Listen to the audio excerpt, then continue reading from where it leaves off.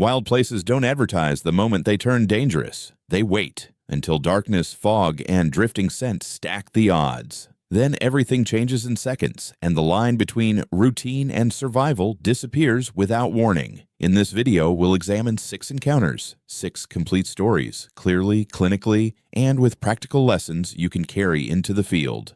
The far western edge of Vancouver Island is a landscape of whetstone and dense timber, where the forest meets the Pacific in steep, slick folds. A short gravel spur road leads to a popular trailhead outside the community of Ucluelet, and the parking area sits in a shallow basin that traps mist when the evening cools. On September 14, 2023, the air temperature hovered around 11 degrees Celsius, 52 degrees Fahrenheit, and a light rain had been falling since mid-afternoon. Sunset came early behind low cloud. By 6:40 p.m., the lot was dim enough that the spruce line looked like a wall, and the sound of surf was muted under the steady hiss of drizzle. Wet weather made everything quieter and more deceptive. Footsteps didn't crunch. Doors didn't slam the same way. Even voices seemed to get swallowed. At the same time, moisture carried scent farther than people expect, dragging odors along the ground and pooling them in low places like the parking basin. Maya Hargrove, 32,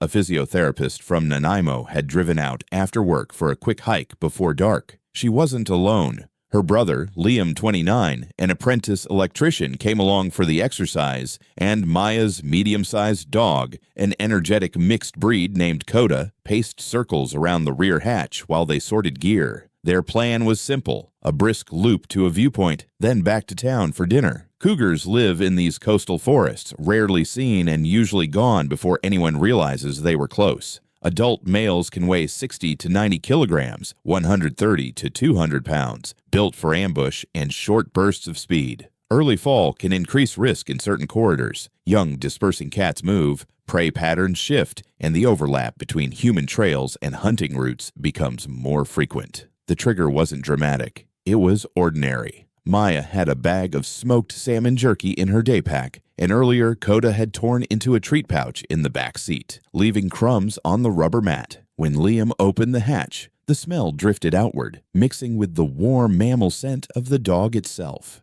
In a wet parking basin that held odors low, it was an easy point of interest. Maya stood near the passenger side, pulling on a rain shell when Coda abruptly froze and stared toward the trees. Liam focused on his headlamp, didn't notice at first. Then the dog's posture changed. Tail stiff, ears forward, a low sound in the throat that wasn't a bark. The next movement was fast enough to feel unreal, a tawny shape sliding out of the brush line, not like an animal walking, but like a shadow gaining weight. The cat didn't charge in a straight line. It angled toward the dog, low to the ground, covering roughly 12 meters, about 40 feet, in a few seconds. Coda reacted late. One startled hop backward, then Maya yanked the leash hard, pulling the dog behind her legs. That split-second choice mattered. Cougars often focus on the smaller, quicker target. When the leash snapped taut and the dog disappeared behind Maya's body, the cat's attention shifted. The first contact wasn't a dramatic leap. It was a heavy, sudden collision against Maya's left hip as the cougar tried to pivot around her. She stumbled into the open hatch, ribs striking the edge, and felt claws scrape through her jacket sleeve as the cat tested distance. Liam finally looked up and saw the animal's face.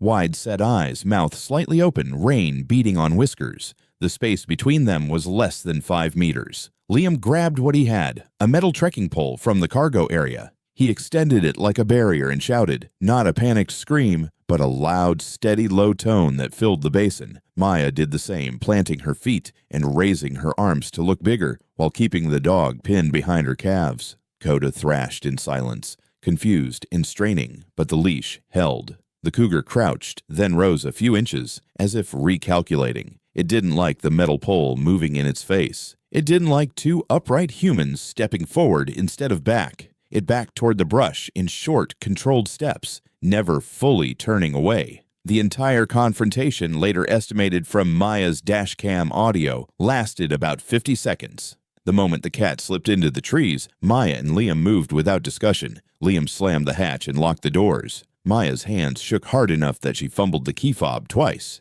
Inside the vehicle, they stayed still, watching the tree line for 5 more minutes before starting the engine. Aftermath was physical and delayed. Maya had bruising along her left ribs and a shallow laceration on her forearm where claws had hooked fabric and skin. Liam had no injuries, but the adrenaline crash hit him like nausea once they reached cell service. Maya's dog was unhurt, though restless and hypervigilant for days. Over the following weeks, Maya reported a persistent startle response to sudden movement in her peripheral vision, common after close proximity predator encounters. Conservation officers later noted that Kenji crawled backward along the rock wall, keeping his hands visible and his movements slow. Taro kept the horn going in short bursts rather than a continuous blast, while Aya maintained the rhythm of impacts on the guardrail. The bear finally chose the downhill side, scrambling past the signage and dropping into brush with a crashing sound that faded quickly. The encounter, based on the generator's timestamp and Kenji's later statement, lasted around 2 minutes from first sight to retreat. Traffic continued to pass on the far side of the bend, mostly unaware. Kenji was taken to a local clinic where the thigh lacerations were cleaned and closed with staples. He returned to light duty after 9 days, but reported lingering pain when climbing slopes.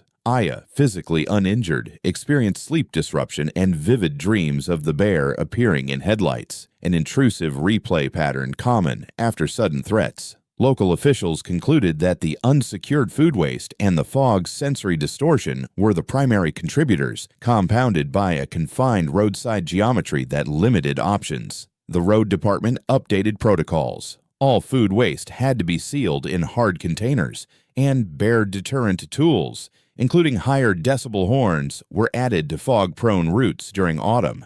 Key takeaway: in low-visibility work sites, secure all food waste and assume your noise is masking approach. Carry deterrent tools that cut through machinery sound and create space without escalating. Fog can hide a bear until it's already close. But in the Arctic, the problem isn't concealment, it's scale. In the next story, a larger predator crosses open ground in near silence, drawn in by one thing humans can't stop producing: heat and smell. Northern Honshu, Japan, is a patchwork of steep cedar plantations and mixed mountain forest. Outside the city of Aomori, small road crews maintain landslide fencing and drainage ditches that keep narrow mountain highways open through typhoon season. On October 2, 2022, the crew began before sunrise. At 5:55 a.m., fog sat in the valleys like pale smoke, and the temperature hovered around 8 degrees Celsius, 46 degrees Fahrenheit. Headlamps made narrow cones in the mist.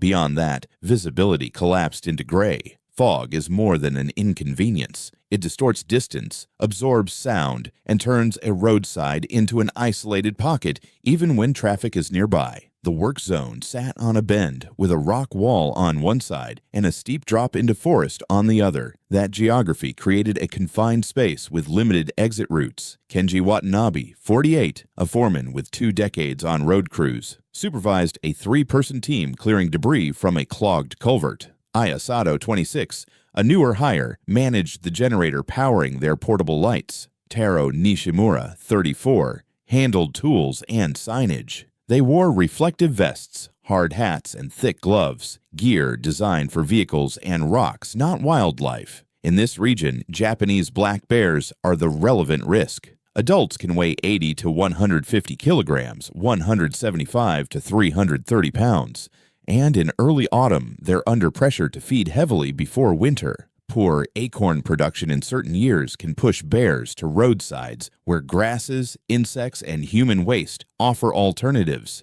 The trigger began the night before with something small and human: lunch leftovers tossed into a soft trash bag and left in the bed of a truck. By morning, the bag had torn and spilled rice and fried chicken scraps. The generator's vibration and exhaust created a constant masking noise. Fog carried the smell downhill, then held it there. Kenji was bent over the culvert opening when he heard a sound that didn't match water or engines. Slow, heavy steps on wet gravel. He straightened and turned his headlamp beam toward the bend. The light caught a rounded shape and a glint of wet fur. The bear was already inside the work zone, drawn close enough that it had to decide whether to retreat or push through. For a few seconds, nothing happened except the generator's drone and the faint drip of water. Then Aya shouted, and the bear reacted to the sudden human noise by huffing and stepping forward, not backward. That's the part people misunderstand. A bear can advance defensively when startled, trying to force space.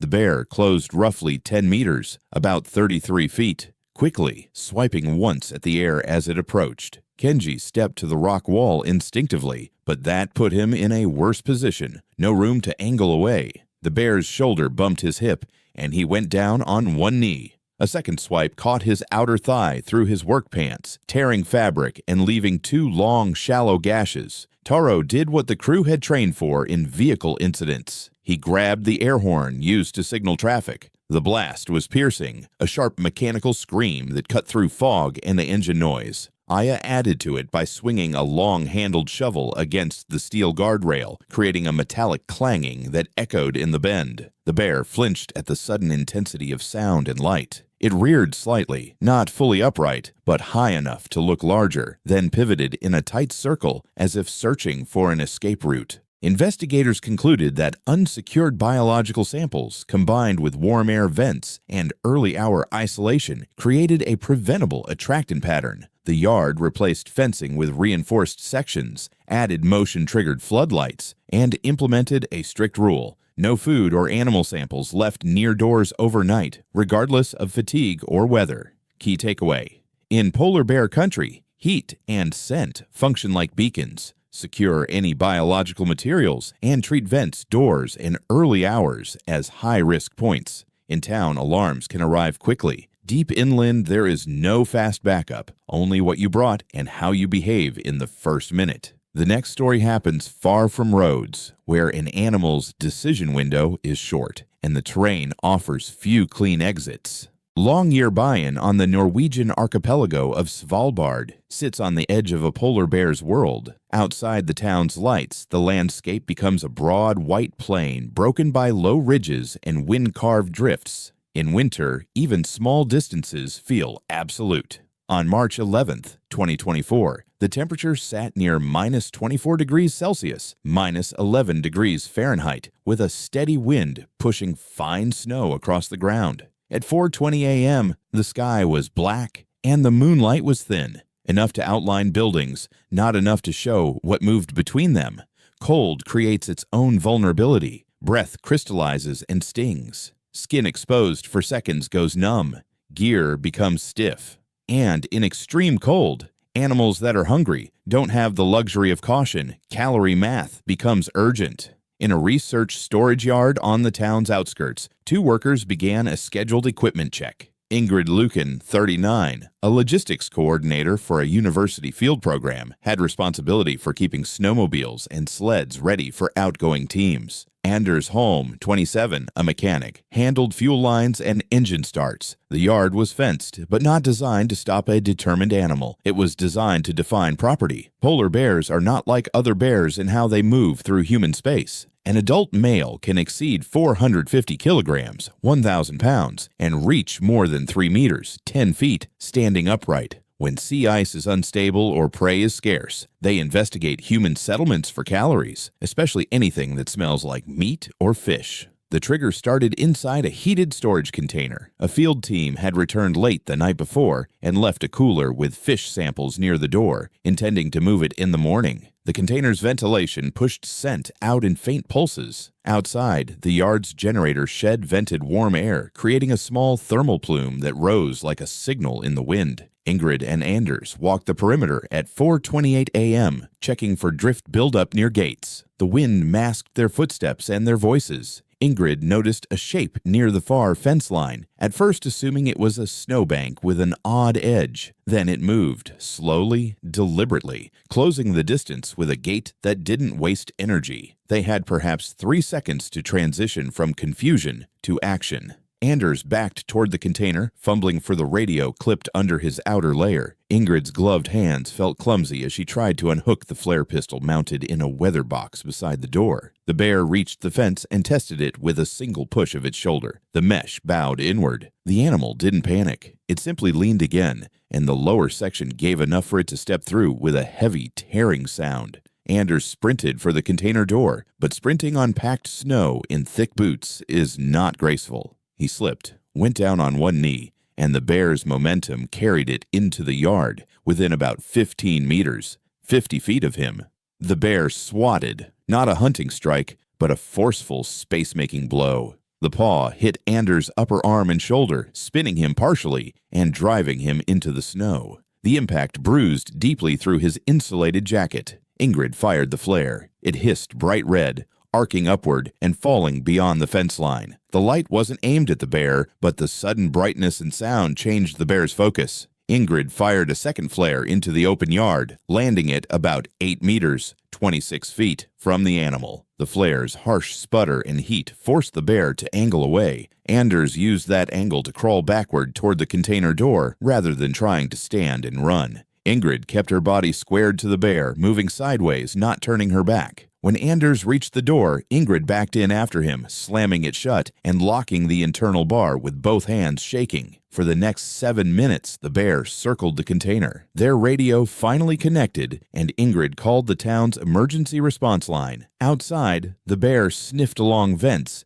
and scratched once at the door seam, leaving grooves in the metal. Then it moved toward the cooler scent, found the storage container's vent outlet, and lingered there, nose working, as if trying to locate the source. Emergency responders arrived in vehicles with strong spotlights and additional flares. The lights and coordinated noise, engines, radios, shouted commands pushed the bear back across the yard. It exited through the damaged fence and moved into the darkness with an efficiency that made its size feel unreal. Anders was transported for evaluation. Imaging later confirmed a shoulder sprain and severe bruising, but no fractures. He returned to work after 3 weeks, though he avoided pre-dawn yard checks for months. Ingrid, uninjured, developed a persistent hyper-awareness of vents and doors, small details that in her mind had become the difference between inside and exposed. The bear wasn't running. It was already at the food. Daniel's headlamp illuminated the bear's shoulder hump and the swinging motion of its head as it mouthed the bag. The bear then turned toward the light, and the sudden stimulus, bright beam, human silhouette, triggered a forward surge. Distance collapsed fast. From roughly 20 meters, 65 feet, the bear covered ground in a short rush, stopping within about 5 meters, 16 feet, of Daniel. Karina's voice came from behind him, sharp, controlled, telling him not to run, to stand his ground, to angle away slowly. The bear advanced another step and popped its jaws, a loud clack in the still air. Daniel raised the bear spray, but his hands were too cold and tense, and the safety tab caught. The bear swatted at Daniel's thigh, not fully committing to a mauling, but forceful enough to knock him sideways. He hit the ground hard, breath knocked out, and the bear's weight pressed briefly against his lower body. Karina acted immediately. She came out of the tent with a pot lid in one hand and a trekking pole in the other, banging metal against metal to create a sharp, irregular clanging. Jalen activated a handheld air horn and blasted it twice, then again stepping forward rather than retreating. The combined noise, light, and movement changed the bear's calculation. Daniel finally freed the spray safety and discharged a 2-second burst in a low cloud between himself and the bear. The bear recoiled, head shaking, then spun away from the tents toward the meadow, running several meters before stopping to cough and rub its muzzle in grass. For about 30 seconds, it hovered at the edge of headlamp light, then moved into the timber with a heavy crashing retreat. The entire sequence, from first horse alarm to bear withdrawal, lasted roughly 4 minutes based on Jalen's GPS log timestamps. Daniel's injuries were painful but not catastrophic. A bruised hip, a strained lower back, and shallow claw marks across the outer thigh where fabric tore. Karina cleaned the scratches, monitored for shock, and kept Daniel warm through the night. Sleep didn't return for anyone. The horses remained agitated until dawn, pulling against restraints and refusing feed. Later, Daniel reported lingering fear associated with horse noises at night, and Karina noted a persistent sense of guilt, despite acting correctly because the feed bag had been hung too low. Wildlife officials, informed after the group exited, emphasized that stock feed is a powerful attractant and that clean camp includes animal supplies, not just human food. They recommended hard-sided containers, higher hangs, and keeping stock feed well away from sleeping areas. Key takeaway: in grizzly habitat, stock feed can be a stronger attractant than dinner. Store it like food, keep it distant, and prepare deterrents before stepping into the dark. Sometimes the danger isn't deep wilderness. Sometimes it's the edge, where homes, farms, and forest overlap. The next story takes place in a mountain village where one unsecured routine detail pulls a wild animal into a human corridor in daylight. The Absaroka Range of northwestern Wyoming is built of steep drainages and thick timber, where trails follow rivers not because they're scenic, but because everything else is too vertical. In late summer, berries ripen in patches, and bears move through them with methodical focus. On August 19, 2023, a group of 3 backcountry riders set up a temporary camp near a tributary of the Lamar River, roughly 18 kilometers, 11 miles from the nearest trailhead. The evening was warm for the elevation, about 18 degrees Celsius, 64 degrees Fahrenheit. But a cold front was forecast. By 9:10 p.m., the wind dropped, and the forest took on that heavy stillness where every small sound seems closer. Still air is a warning sign in bear habitat because scent hangs rather than disperses. Camp odors don't blow away, they pool. Even when people follow good practices, the environment can amplify their footprint. The group included Daniel Pierce, 42, a surveyor leading a route scouting trip, and 2 friends, Karina Voss, 36, a wilderness first aid instructor, and Jalen Brooks, 31, a graduate student researching plant ecology. They had 2 horses and a pack mule. The animals were hobbled in a meadow about 40 meters, 130 feet from the tents. Grizzlies in this region vary widely, but adult males commonly weigh 200 to 320 kilograms, 440 to 700 pounds. Late summer is a feeding sprint. Berries, insects, carcasses, and anything calorie-dense. Bears also follow waterways as travel corridors, which can turn an appealing camp spot into a predictable intersection. The trigger was subtle and mechanical. The group's clean camp was mostly clean, but they'd hung a feed bag for the horses on a low branch near the meadow, thinking it was out of reach. Wind had been calm, and the sweet grain smell settled into the grass.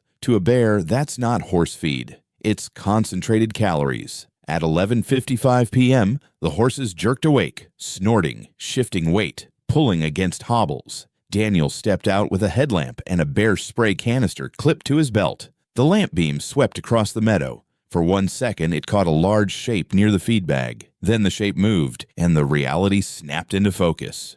The Carpathian foothills of central Romania hold thick beech forest and narrow valleys dotted with small villages. In many areas, people and brown bears share the same watershed, orchards and livestock on the lower slopes, bears and dense cover above. On June 7, 2021, the afternoon temperature reached 26 degrees Celsius, 79 degrees Fahrenheit, and the air was still. It was the kind of warm day that draws people outside, especially after a wet spring. A dirt lane behind the village of Magura ran along a stream, lined with gardens and a series of communal refuse bins. Warm weather changes odor. It intensifies it, spreads it, and makes it persistent. In a valley, scent doesn't just drift, it funnels. And when refuse sites sit in predictable locations, animals learn them as part of the landscape. Elena Ionescu, 58, ran a small guest house with her husband. That afternoon, she walked the lane to drop food scraps into the communal bins, vegetable peelings, bread, and meat bones from a family meal.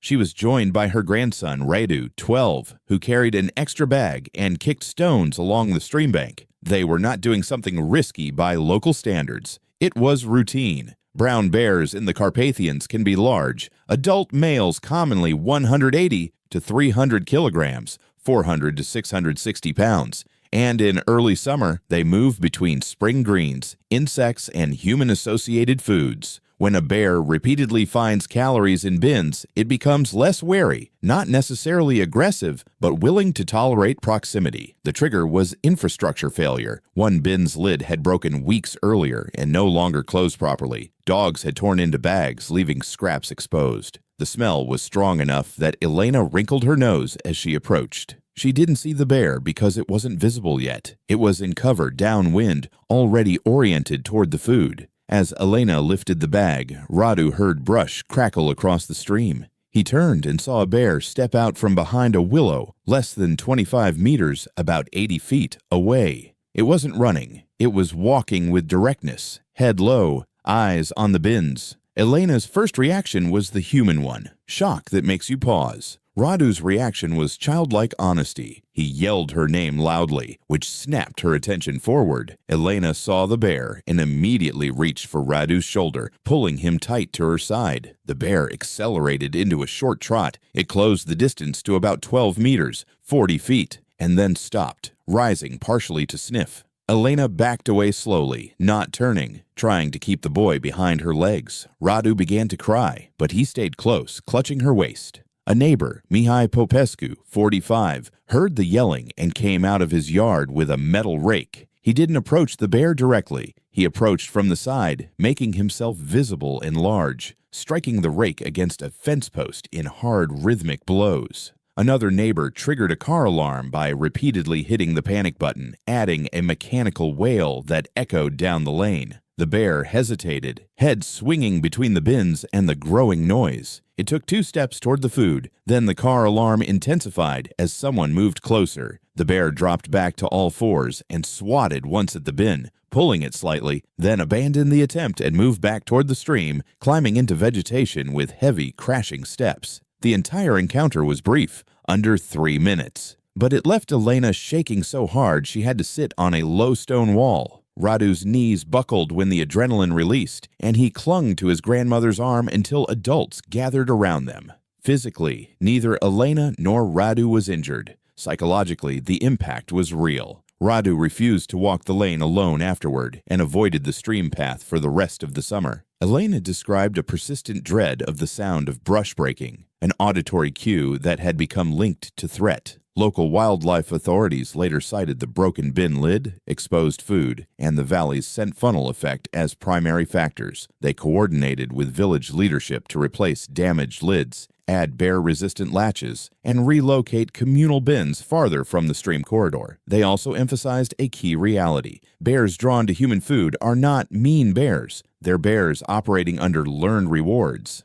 Key takeaway: in shared landscapes, routine trash handling can become a hazard. Secure bins, reduce exposed scraps, and treat valley corridors as animal travel lanes, even in daylight. Not every dangerous encounter ends with a bear. In the final story, the threat comes on 4 silent paws in a very different environment, where open space feels safe, until a single scent trail and one wrong habit turns a campsite into a target. In the morning, Sifo inspected the vehicle and found claw marks in the tailgate paint and torn tarp edges. Authorities at the nearest lodge later confirmed that lions in the area frequently investigate camps when food storage is lax, especially when wind carries scent into travel corridors like dry riverbeds. The recommended prevention was blunt. Seal all meat and strong-smelling foods in hard-sided containers, keep coolers inside vehicles, and avoid ground sleeping positions when predators are active nearby. Key takeaway: in lion country, scent and wind are the real approach paths. Lock down food odors completely, and keep deterrence tools ready before you're surprised awake.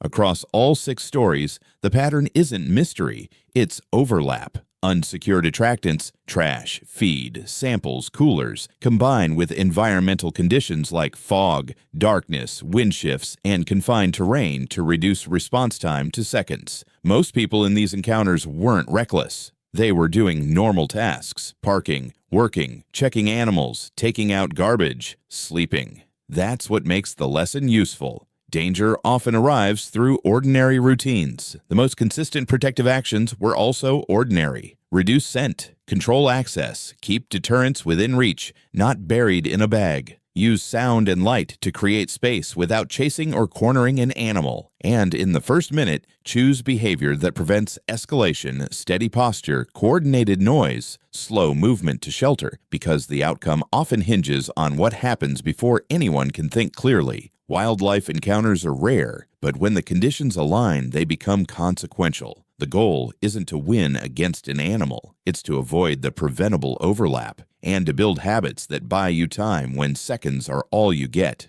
The edge of Namibia's Kunene region is a place of wide gravel plains, scattered mopane trees, and dry riverbeds that only flow after rare rains. At night, the land cools quickly, and sound carries in strange ways, sometimes far, sometimes not at all. On May 3, 2020, a small group of travelers camped near a dry river channel roughly 35 kilometers 22 miles from the nearest lodge. The evening was clear and calm, around 19 degrees Celsius, 66 degrees Fahrenheit at 9:30 p.m., dropping toward 10 degrees Celsius, 50 degrees Fahrenheit after midnight. Their camp sat in an open patch with a low fire ring and 2 vehicles parked in a shallow V, a common setup that feels protected. Open terrain creates its own false security. You can see far, which makes people believe they will have warning. But predators don't always approach from far. They approach along cover, dry channels, bushes, the shadow of vehicles, and they use the wind. The group included Thomas Keller, 47, a photojournalist, and his partner Priya Menian,